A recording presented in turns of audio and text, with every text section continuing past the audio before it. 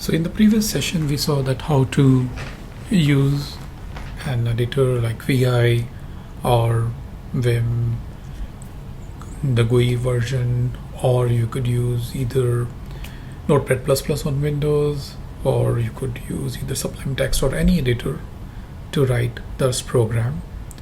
Next, we are going to see how we can utilize extensions in Visual Studio Code for Rust development.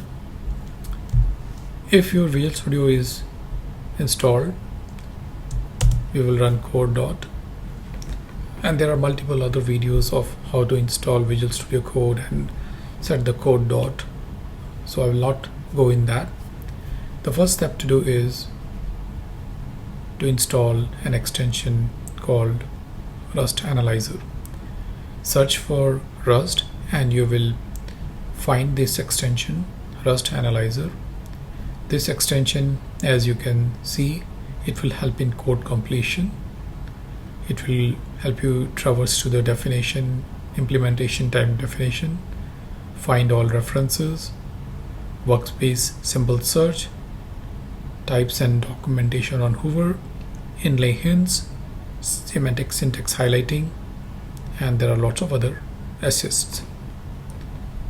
So we'll go back to our workspace, and in this case you can see right now we have this Rust program. Currently we are not running in the ecosystem for the Rust. That's why you're not seeing other tools like run or debug. So here we could still do something like run the terminal. We could still do something like hello world rs and we can run it. But that is not the right approach. We will do the actual package creation in the next session and see how we can run that through Rust Analyzer extension. See you in the next session.